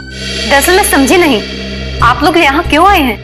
दरअसल हम आपसे खून के बारे में पूछताछ करने आए, मगर अगर आप चाहें तो अगले हफ्ते देविका के साथ शो में क्या होने वाला है ये हमें बता सकती हैं, क्योंकि पुलकित जी तो रहे नहीं। क्या पुलकित सर का खून हो गया? कब और कैसे? ये तो अब आप ही बता सकती हैं। मैं? मुझे कुछ नहीं पता। इतनी भोली बनने की जरूरत नहीं है आपको। हम पुलकित के घर से आ रहे हैं। पुलकित की पत्नी ने बताया कि आप पुलकित की असिस्टेंट हैं। और कल शाम वो आपसे मिलने के लिए ही घर से निकले थे, मगर वापस पहुंचे ही नहीं। ये बात सच है, मैं और पुलकित सर कॉफी शॉप में मिलने वाले थे, लेकिन वो वहां पहुंचे ही नहीं। कौन सी coffee shop? IG coffee shop, वही जो बैरिक्स रोड पे? हाँ जी वही। मगर पुलकित की लाश हमें मिली सृष्टि नगर में, और ये बैरिक्स रोड सृष्टि नगर से बहुत दूर है। तो इसका मतलब ये है कि तुमने पुलकित को कॉफी शॉप पर बुलाया, उसके बाद उसे बहला फुसलाकर तुम सृष्टि नगर ले गई और वहां तुमने उसका खून कर दिया। नहीं, ये बात गलत है। मैं ऐसा क्यों करूंगी? क्योंकि तुम पुलकित से जलती थी और तुम पुलकित की जगह लेना चाहती थी, इसलिए तुमने पुलकित का खून कर दिया। ये सब झूठ है। मैं 8 बजे से लेकर 11 बजे तक उनका इंतजार करती रही, पर वो वहां पर पहुंचे ही नहीं। मैं घर वापस आ गई क्योंकि उनका फोन भी नहीं लग रहा था। आपकी बात में कितनी सच्चाई और कितना झूठ ये बहुत जल्द पता लग जाएगा। आप हमारे साथ चलिए। मगर कहाँ? ये सब क्या है? आप लोग हमें यहाँ क्यों लाए हैं? कोई कुछ बता क्यों नहीं रहा हमें? एक मिनट, शांत हो जाए मैडम, सब कुछ पता चल जाएगा। मैं पुलकित की पत्नी हूँ और आप मुझ पर भी शक कर रहे हैं। हम किसी पर शक नहीं कर रहे, हम अपनी ड्यूटी कर रहे। ये आप प्लीज अपना हाथ आगे बढ़ाइए, हम लोगों को आपके खून के सैंपल्स लेने हैं। खून का सैंपल? मगर क्यों? क्योंकि पुलकित की गर्दन पर हमें कुछ खरोंच के निशान मिले और उस खरोंच में नेल पॉलिश के ट्रेसेस हैं। इसका मतलब साफ है, पुलकित के खून में किसी लड़की का हाथ है। लाइए हाथ आगे तो फिलहाल इस केस में लड़कियां सिर्फ आप तीनों ही। सर आप लोग खूनी को ढूंढने में इतनी मेहनत करें, प्लीज मेरे पत्नी को भी ढूंढिए ना। न जाने नम्रता किस हाल में होगी, कहाँ होगी। फिर वही बात राहुल, कब तक खेलोगे ये खेल? और मैं एक बार नहीं बार बार कह चुकी हूँ कि मैं ही तुम्हारी नम्रता हूँ। चुप हो जाओ तुम, कितना झूठ बोलोगी? क्या चाहिए तुम्हें? पैसे चाहिए ना? कितने पैसे चाहिए तुम्हें मेरे घर और मेरी जिंदगी से जाने के लिए? क्या मैं और पैसे? कैसी बात कर रहे हो तुम राहुल? मिस्टर राहुल, आपके पास आपकी पत्नी का फोटो नहीं है, चेहरा तो याद है, कम से कम उनका स्केच तो बनवा सकते हैं। जी सर जरूर। ये बाल आगे से, हाँ यहाँ से थोड़े और लंबे। सर, हमारे क्रिमिनल डेटाबेस में इस बावर्ची का कोई रिकॉर्ड नहीं है। देखा साहब, मैं बोल रहा था ना साहब, मैं एकदम निर्दोष है साहब, मुझे जाने दो ना साहब। ठीक है, तुम जा सकते हो, मगर याद रख तुम शहर से बाहर नहीं जाओगे और जब भी बुलाया जाए ब्यूरो आ जाना। ठीक है। पता नहीं किसका स्केच बनवा रहे हैं, मैं तो यहाँ बैठी हूँ। Sir okay, thank you Paresh. तो राहुल, स्केच ठीक बना? हाँ सर बिल्कुल, यही है मेरी पत्नी नम्रता। और मैं कौन हूँ? इसकी सौतन? पता नहीं सर किस लड़की का चेहरा है ये, किसका चेहरा बनवाया इन्होंने, मुझे तो समझ में नहीं आ रहा। किसकी नजर लगी है हमारी हंसती खेलती जिंदगी को? सर इसके आंसू पे मत जाइए, ये मगरमच्छ के आंसू है। ये इन्हें हथियार बना के मेरे खिलाफ इस्तेमाल करना चाहती है, मुझे फंसाना चाहती है। सर राहुल, अगर तुम्हें मेरे साथ नहीं रहना तो साफ साफ कह दो ना, मैं तुम्हें डिवोर्स दे दूंगी। और ये सब ड्रामा करने की क्या जरूरत है? सर ये पुलकित के कॉल रिकॉर्ड्स हैं। उसने जेनिफर के साथ में शाम को 5 बजे बात की थी और ठीक 1 घंटे बाद उसे लैंडलाइन नंबर से फोन आया था सर। अच्छा, ये लैंडलाइन नंबर है किसका, कुछ पता किया? हाँ sir, Bhavesh imports and exports नाम है कंपनी का। क्या कहा आपने? Bhavesh imports and exports? हाँ क्यों, आप इस कंपनी के बारे में जानती हैं? हाँ सर, मैं जानती हूँ। राहुल इसी कंपनी में तो काम करते हैं। आप लोग मेरी तरफ इस तरह क्यों देख रहे हैं? मैंने उसे फोन नहीं किया है सर, मैं तो उस पुलकित को जानता तक नहीं हूँ। बुधवार शाम 6 बजे तुम अपने ऑफिस में थे या नहीं? 6 बजे ठीक तरह याद तो नहीं आ रहा, पर शायद तब तक मैं ऑफिस से निकल गया था सर। देखो राहुल, शायद से तो काम नहीं चलेगा। सर अगर आप लोगों को मेरे पे विश्वास नहीं है तो आप लोग मेरे ऑफिस चल के पूछताछ कर सकते हैं। ठीक है, तो चलकर पूछताछ कर लेते हैं तुम्हारे ऑफिस में, और ये भी पता कर लेते हैं कि जो स्केच तुमने बनाया है ऐसी कोई लड़की है भी या नहीं। एक बार शर्मा जी को पहुंचा दीजिए, मैंने चेक कर लिया। उन्हें बोलिए टेंडरिंग का प्रोसेस चालू था। अरे राहुल, तुम यहाँ पर इस वक्त और आज ऑफिस नहीं है? और ये लोग कौन है? सर ये लोग सीआईडी से। सीआईडी? जी सर। क्या बात है, बताओ। क्या बताऊं सर, मैं एक बहुत बड़ी मुश्किल में फंस गया हूँ। कैसी मुसीबत? लाश मिली इनके घर के बैकयार्ड से। व्हाट? ये मैं क्या सुन रहा हूँ? कहीं तुम्हारा इसमें कोई हाथ तो नहीं है? नहीं सर, मेरा इसमें कोई हाथ नहीं है। मैं तो उस पुलकित रॉबिन नाम के आदमी को जानता तक नहीं जिसकी लाश मेरे घर से मिली है। मिस्टर भावेश, आप अपने जरा सारे स्टाफ को बुलाएंगे। सुमित,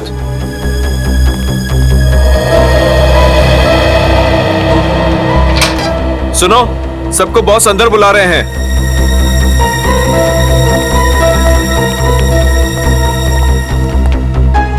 इस फोटो को देखिए, ये आदमी पुलकित है जिसकी लाश हमें राहुल के घर से मिली। कोई पहचानता है इसे? जरा ध्यान से देखिए, टीवी सीरियल लिखते थे। आप इसे पहचानते हैं या इनसे जुड़े किसी आदमी को जिनका इनके साथ संबंध हो? ऐसा तो हो नहीं सकता कि आप में से कोई भी इन्हें नहीं जानता, क्योंकि आपके ऑफिस के लैंडलाइन से फोन किया गया था शाम को 6 बजे बुधवार। व्हाट? तो शायद राहुल ने ही किया होगा। मैं क्यों फोन करूंगा सर, मैं तो उसे जानता भी नहीं। और ऐसा भी तो हो सकता है कि इसी ऑफिस से किसी और ने फोन किया हो। और तो और सर, मैं तो जिस घर में रहता हूँ घर भी मुझे ऑफिस की तरफ से मिला है। Interesting, very interesting. आप में से किसी को याद है कि बुधवार को राहुल कितने बजे तक ऑफिस में था? हाँ सर, 5:30 बजे तक। 5:30 बजे, और पुलकित को फोन किया गया 6 बजे। हरीश जी, बहुत बहुत शुक्रिया हमारी दुविधा दूर करने के लिए। Thank you. हरीश, क्या तुम मेरा एक काम और करोगे? हाँ हाँ बोलो। तुम्हें याद है तुम वो इम्पोर्टेंट पेपर्स लेकर मेरे घर आए थे? हाँ याद है। तब तुम मेरे पत्नी नम्रता को मिले थे ना? हाँ हाँ राहुल, लेकिन उस बात का इस खून से क्या लेना देना है? लेना देना है, क्योंकि एक अनजान औरत मेरे घर में घुस आई है और मेरे पत्नी होने का नाटक कर रही है। क्या तुम प्लीज उसे चल के मेरे लिए पहचान सकते हो? हाँ श्योर। कहाँ है वो औरत? नीचे हमारी गाड़ी में बैठी हुई, आइए हमारे साथ। देखना सर, अब इस औरत का भांडा फूट जाएगा। धीरज रखिए, अभी पता चल जाएगा।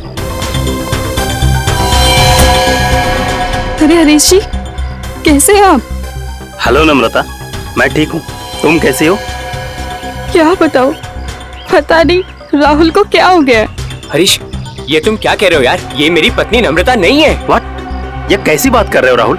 यही तो नम्रता है, तुम्हारी पत्नी, जिससे तुमने मुझे मिलवाया था। अब क्या कहना है मिस्टर राहुल आपका?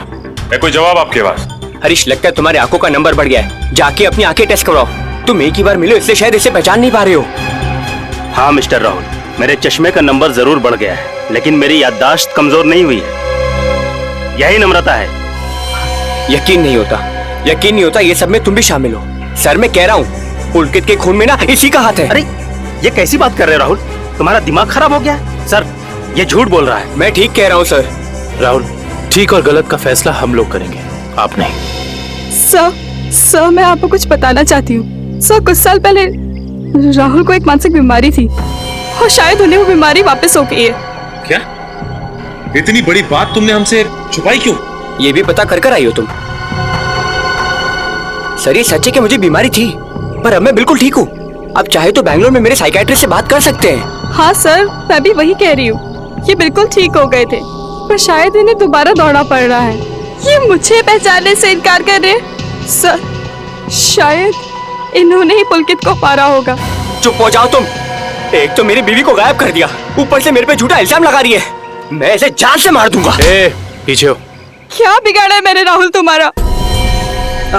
सर प्लीज राहुल को अपनी कस्टडी में ले लीजिए सर।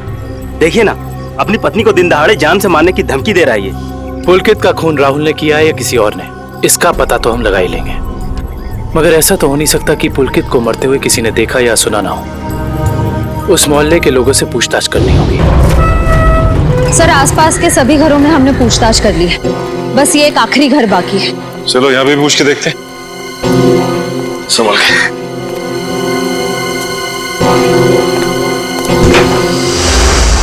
दरवाजा खुला हुआ, तो इस तरह से दरवाजा क्यों खुला छोड़ेगा? और यहाँ ये कैमरा कैसे? इधर भी है। कुछ तो गड़बड़ है यहाँ पे। एक काम करते हैं, इस घर की तलाशी अच्छी तरह से लेते हैं।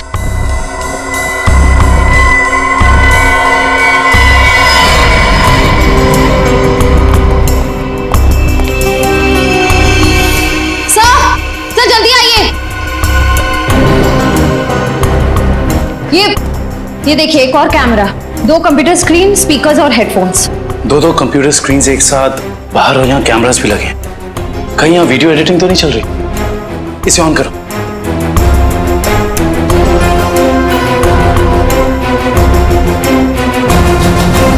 हाँ साहब, आपका नया बावर्ची साहब। लगता है आप गलत पते पे आ गए। नम्रता मैम ने मुझे काम पे रखा है खाना बनाने के लिए। चाय बनाता हूँ साहब। अरे जाओ ना। अभी क्या?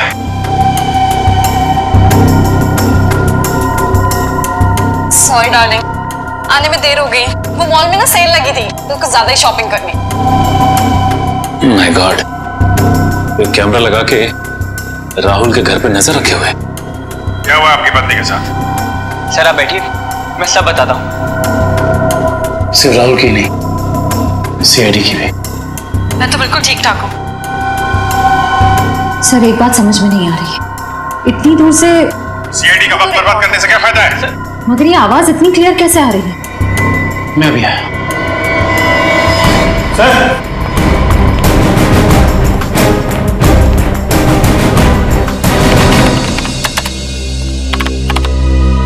एक काम करते हैं, इस जगह को अच्छी तरह से छान मारते हैं। हो सकता है यहां कुछ मिल जाए। हाँ?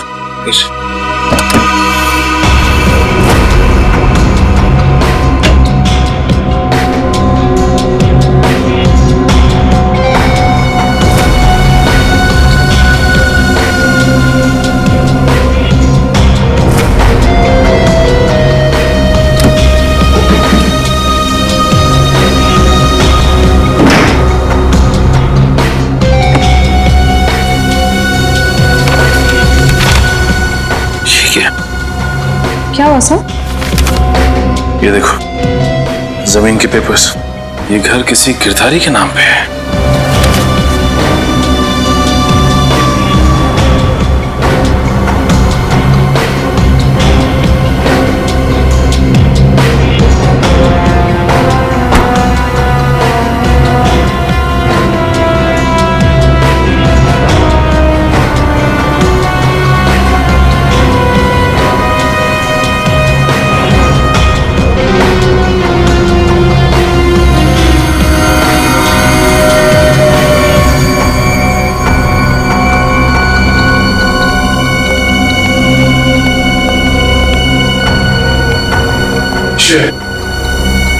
तुम्हारे सारे सवालों का जवाब ये माइक है, जो मुझे राहुल के घर से मिला।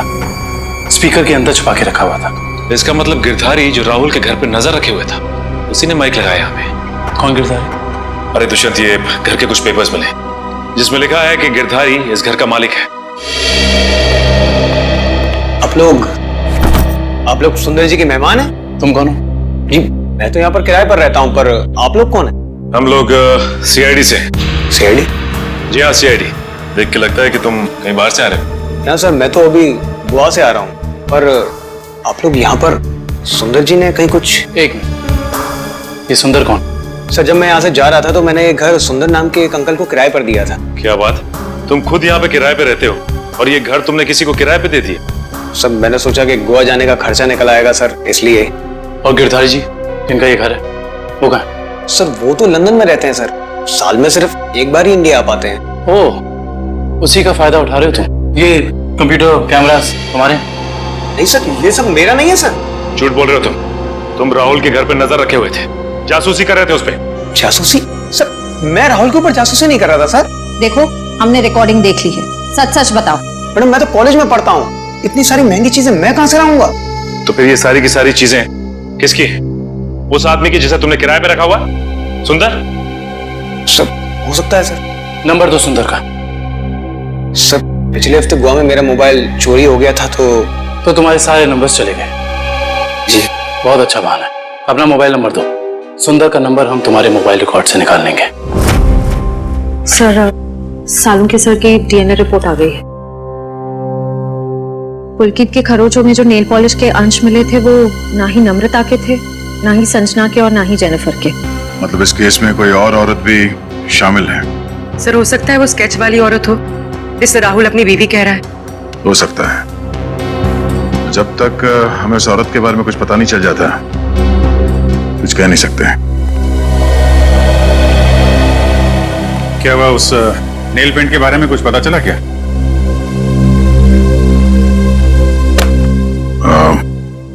पूरी मुझे कुछ काम है, मैं बाद में आता हूँ।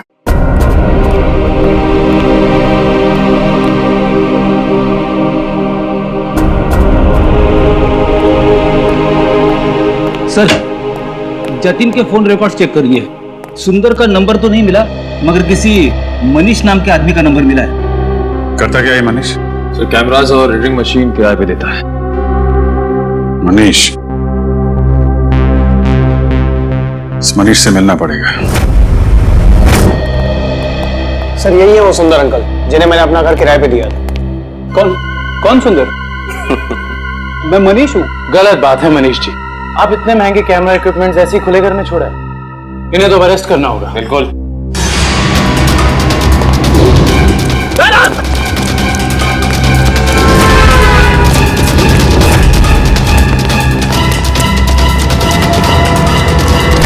अरे रुको रुको रुको मनीष, कहाँ भाग के जा रहे हो? अभी तो तुम्हारा ऑडिशन भी बाकी है, जो शुरू होता है अब। मेरा कोई इरादा नहीं था सर, मैंने तो वही किया जो मुझसे कहा गया था करने के लिए। जिसने मेरे दुकान से कैमरा और एडिटिंग मशीन किराए पे लिया था, उसी ने मुझसे कहा था ये सब करने के लिए। जिसने तुमसे कैमरा किराए पर लिया, उसी ने तुमसे घर भी किराए पर लेने को कहा। जी सर, उसी ने मुझसे कहा था कि कैमरा इस तरह से फिट करूं कि सामने वाले घर का सारा नजारा दिखना चाहिए। अब तो मिलना पड़ेगा इस इंसान से। है कौन ये जनाब? जी कहिए। जी हम लोग सीआईडी से। सीआईडी? आइए। भावेश का कुछ पता चला क्या? भावेश का पता चला मतलब? हम लोग तो भावेश से ही मिलने आए। लेकिन वो तो कल से घर नहीं आए, उनका फोन भी नहीं लग रहा है। क्या कल से घर नहीं आए। आपने पुलिस में रिपोर्ट लिखवाई? मैंने रिपोर्ट लिखवाई थी, लेकिन उन्हें भी कुछ पता नहीं चल पा रहा है। सर लगता है उन्हें पता चल गया होगा कि हम आने वाले हैं, इसलिए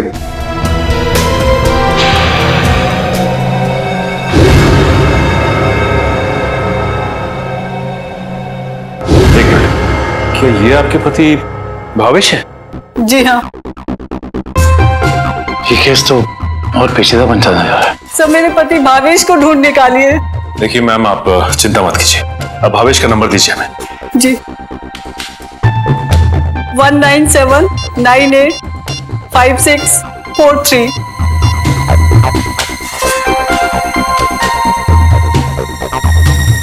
भावेश के फोन तो ऑफ आ रहा है। पंकज, भावेश के फोन के IMEI नंबर से पता करो कि उसका मोबाइल इस वक्त कहाँ है।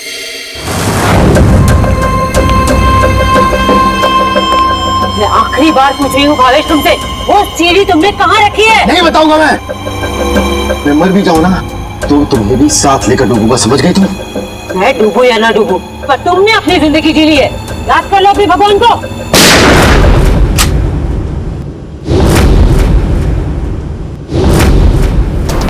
बस मुन्नी दुरेली, बहुत मचा रही आतंक।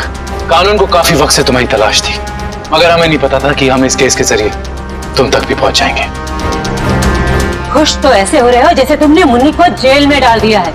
ये तुम्हारी खुशकिस्मती है या बदकिस्मती कि तुम मुन्नी के दरबार में खुद चल कर आए हो? देख क्या रहे हो, ढूंढ दो इनको।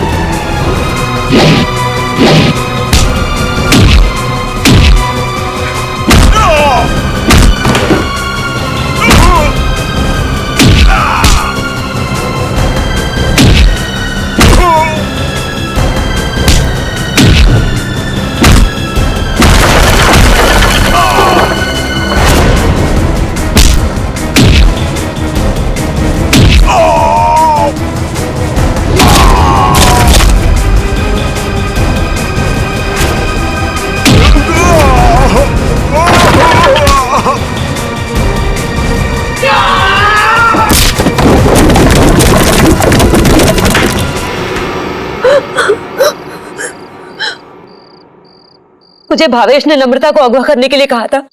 क्यों भावेश, क्या बिगाड़ा था नम्रता ने तुम्हारा? बहुत लंबी कहानी है। कोई बात नहीं मिस्टर भावेश, CID के पास मुजरिमों की दास्तान सुनने के लिए हमेशा वक्त रहता है। शुरू कीजिए अपनी कहानी। ये उस वक्त की बात है जब मैं शहर में नया नया आया था। टेलीविजन की दुनिया में लेखक के तौर पर नाम कमाना चाहता था। अलग अलग तरह की कहानियां लिखी, अलग अलग तरह के किरदारों को जन्म दिया। मेरी आंखों में सिर्फ एक ही सपना था कि किस तरह मेरी कहानी छोटे पर्दे पर साकार हो जाए। मगर तुम्हारा तो इंपोर्ट एक्सपोर्ट का बिजनेस था ना? क्योंकि मेरे साथ कुछ ऐसा हुआ जिसने मुझे मजबूर कर दिया अपने सपनों को कुचलने के लिए। जिसके साथ मैं किराए के घर में रहता था, जिसे मैं अपना दोस्त समझता था, उसने मुझे धोखा दिया। उसने मेरी कहानी चुराई और एक चैनल में बेच दी और रातों रात अमीर बन गया। हर तरफ उसी के चर्चे, उसी की बातें। मैं ये सदमा बर्दाश्त नहीं कर पाया और फिर मैंने अपने करियर को नई दिशा दी और भावेश इंपोर्ट एक्सपोर्ट का बिजनेस शुरू कर दिया। मगर इस सब का मेरी किडनैपिंग से क्या लेना देना है? ये बात सच है कि मैंने अपनी लाइन बदल दी थी, लेकिन ये भी सच है कि मेरे अंदर एक राइटर छुपा हुआ है। टेलीविजन में कुछ कर गुजरने का जुनून है मेरे अंदर। मैंने वापस कलम उठाई और एक अनोखे रियलिटी शो का कॉन्सेप्ट लिख डाला, जिसमें पति पत्नी में से किसी एक की जगह एक अजनबी अगर उनके घर आ जाए तो फिर उस पार्टनर की क्या प्रतिक्रिया होगी। इस तरह का रियलिटी शो लिखा था मैंने। क्या ये सब एक रियलिटी शो था? चैनल को मेरा कॉन्सेप्ट बहुत अच्छा लगा, लेकिन वो ये जानना चाहते थे कि इसे पर्दे पे कैसे उतारा जाए। तो मैंने एक पायलट एपिसोड बनाने के बारे में सोचा और एक्सपेरिमेंट के तौर पर मैंने अपनी कंपनी में आए हुए नए एम्प्लॉय राहुल को शामिल किया। वाह, कमाल है। अगर तुम एक रियलिटी शो ही बनाना चाहते थे तो एक जायज ढंग से भी बना सकते थे। फिर कानून को अपने हाथ में लेने की क्या जरूरत थी तुम्हें? मैंने कोशिश तो की थी जायज तरीके से करने की, लेकिन किसी ने मेरी मदद नहीं की। तो मैंने सोचा कि क्यों ना कुछ दिनों के लिए नम्रता को अगवा कर लिया जाए, और फिर मैं अपने 2 कलाकारों बावर्ची और नकली नम्रता को उसके घर भेज दूंगा, और काम होने के बाद असली अमृता को फिर उसके घर भेज देता। और इसमें वो टीवी राइटर पुलकित रॉबिन, वो कहां से आ गया?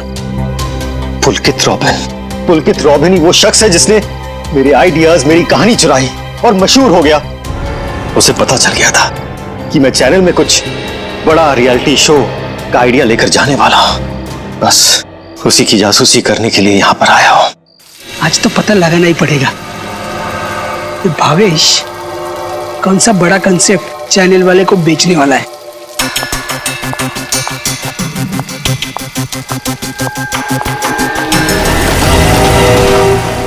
घर पहुंचकर जब मैं मेरे लगे हुए कैमरा की फुटेज देख रहा था, तब मैंने देखा कि इस मुन्नी ने पुलकित का खून कर दिया है और मेरे बने बनाए प्लान को चौपट कर दिया। मैं उसे मारना नहीं चाहती थी, वो खुद बीच में आ गया था। और जब आप लोग मेरे ऑफिस आए, तब आप लोगों को देखते ही मैं समझ गया कि अब सीआईडी से बचना नामुमकिन है। मैं बहुत घबरा गया था, और उसी घबराहट में मैं यहाँ मुन्नी से मिलने आ गया। मुन्नी, तुमने मुझे फंसा दिया। पता है सीआईडी मेरे ऑफिस तक चली आई। एक तो पुलकित को मारा, ऊपर से उसकी लाश मेरे घर में छुपा दी। बोला था ना सेठ, लड़का लोगों को नहीं पता था कि तुम्हारा घर राहुल की कंपनी में आता है। अरे मैंने तुम्हें सिर्फ किडनैप करने के लिए कहा था, वो भी कुछ दिनों के लिए, और तुमने पूरा रायता फैला दिया। याद रखना मुन्नी, अगर सीआईडी ने मुझे गिरफ्तार किया ना, तो मैं तुम्हारी सारी पोल खोल दूंगा। कहाँ रखा है? नहीं बताऊंगा। नहीं, इसको भी बांध दे। मुन्नी ठीक नहीं कर रही हो। तो अब वो टेप कहाँ है जिसमें मुन्नी की रिकॉर्डिंग थी? मेरे मैनेजर हरीश के पास। सिर्फ वही एक शख्स था जिसे मेरे रियलिटी शो के आइडिया के बारे में पता था। और वो माइक, वो कब लगाया राहुल के स्पीकर में? वो स्पीकर राहुल का नहीं था। वो स्पीकर भी गिफ्ट के तौर पर मैंने राहुल के घर भिजवाया था। जब हरीश उसके घर फाइल लेकर गया तो उसी के साथ मैंने स्पीकर भिजवा दिया था। लेकिन आपने हमारे विश्वास के साथ खिलवाड़ किया है भावेश जी। मुझे माफ कर दीजिए। मैं तो बस ये सोच रहा था कि टेलीविजन में मुझे नाम कमाने का इससे अच्छा मौका नहीं मिलेगा, बस इसीलिए मैंने ये सब कुछ किया। मुन्नी को तो फांसी होएगी, तुम्हारा जुर्म भी कुछ कम नहीं है भावेश। बिल्कुल, क्योंकि मिस्टर भावेश आपने एक किडनैपिंग करवाई और उस दौरान एक आदमी का खून हुआ है। आपके भविष्य का फैसला तो अब अदालत करेगी। सर क्या हुआ है? आप लोग मुझे बता क्यों नहीं रहे? जरा रुको, अभी पता चल जाएगा।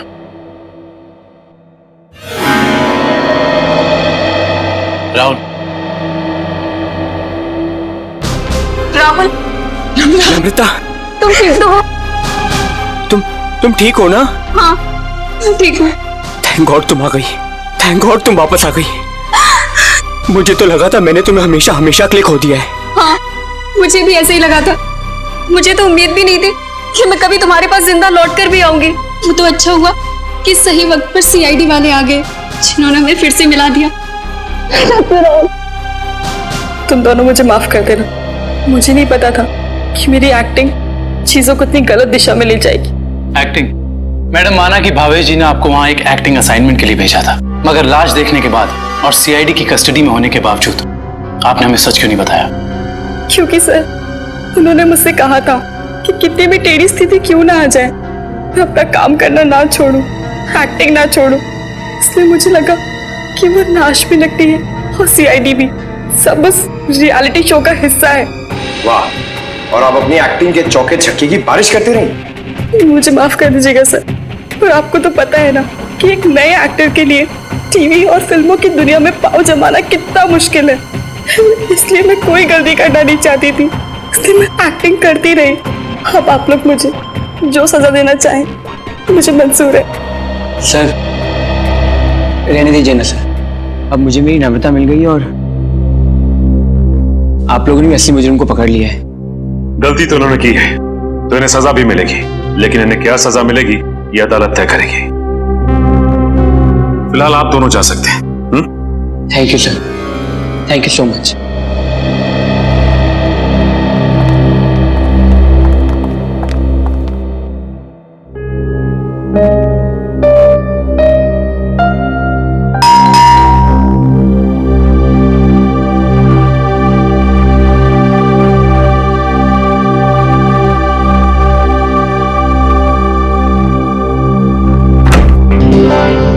तारिका, आवा, अच्छा हुआ तुम आ गई। सब ठीक है ना अभिजीत? नहीं, इस वक्त बुलाया इसलिए पूछ रही थी। नहीं वो एक्चुअली मुझे तुमसे कुछ जरूरी बात करनी थी। कितने परेशान लग रहे हो, क्या बात है?